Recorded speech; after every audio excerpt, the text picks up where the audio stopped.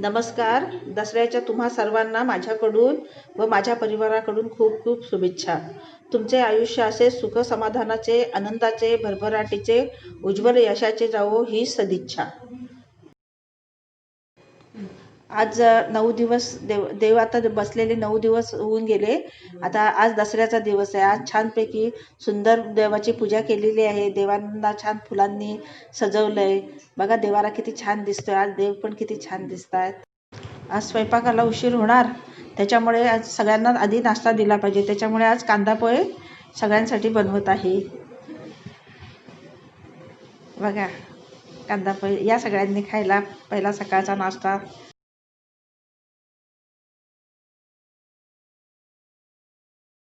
गरम गरम पोहे तयार झालेले आहेत. आता त्याच्यानंतर बघा ह्याची पूजा, बिळी कोयता जे असतं त्याच्या आज पूजा केली जाते. कारण का की आपण ह्या वस्तू घरात वापरत असतो, त्याच्यापासून आपल्याला इजा होऊ नये त्यासाठी ही पूजा करायची असते. आज आपण पनीरची भाजी बनवणार आहोत. त्याच्यासाठी कांदा भाजत ठेवलेला आहे. कांदा चांगला लाल झाला की मग त्याच्यात मी आलं लसणाची पेस्ट हे घालणार आहे.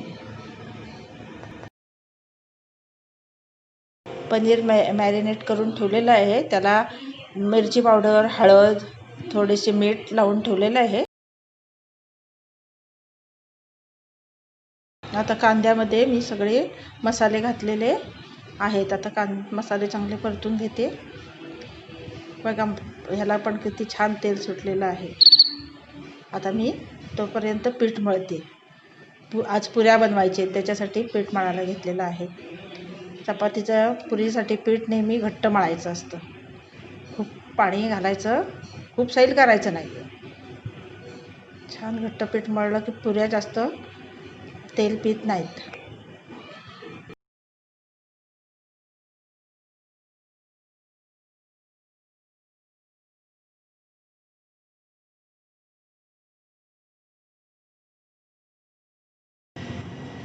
बघा आता मसाल्याला किती छान तेल सुटलेलं आहे. आणि तिकडे मी पनीर पण फ्राय करून थोडंसं उगाच तेल टाकून पनीर फ्राय करून घ्यायचं आहे. आणि मग त्याच्यात कसुरी मेथी टाकते थोडी भाजीत. कसुरी मेथीने भाजीला चांगली छान चव येते. त्याच्यासाठी थोडीशी टाकायची भाजी. प्रत्येक भाजीत जरी टाकली ना तरी भाजी खूप छान होते कसुरी मेथीने. त्याच्यामुळे असं मसाला चांगला परतून घ्यायचा. असं चांगलं तेल सुटलं पाहिजे, म्हणजे मसाल्यांचा वास येत नाही. कांदा टोमॅटो चांगले शिजले गेले पाहिजेत त्याच्यात.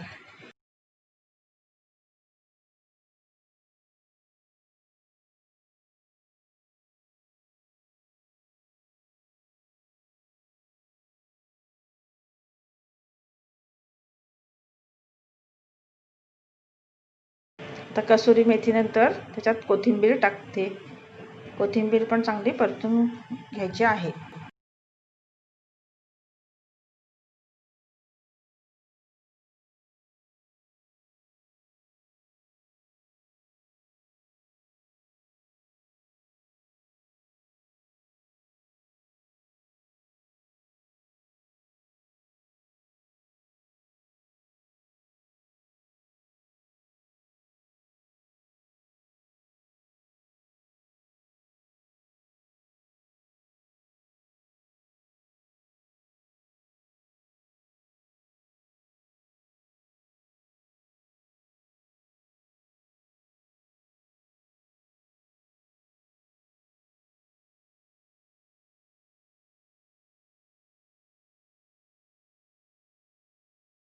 आता मसाले छान परतून त्याच्यात आता मी पनीर टाकते. ते परतलेलं पनीर होतं तेलात ते टाकलेलं आहे.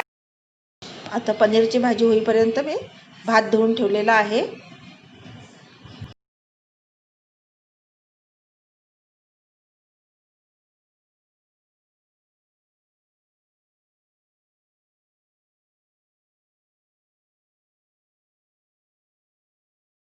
आता बघा आपली पनीरची भाजी किती छान झालेली आहे.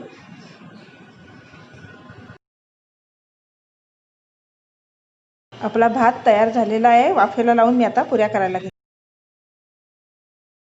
आपल्या पुऱ्या आता तयार केलेल्या आहेत. बघा मी ताट पण केलेलं आहे. पनीरची भाजी भात हा नैवेद्याचा ताट आहे.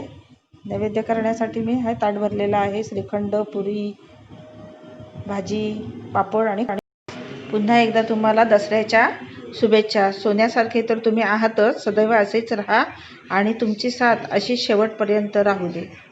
आणि जर माझा हा व्हिडिओ जर तुम्हाला आवडला असेल तर माझ्या चॅनलला सबस्क्राईब करा, लाईक करा, शेअर करा.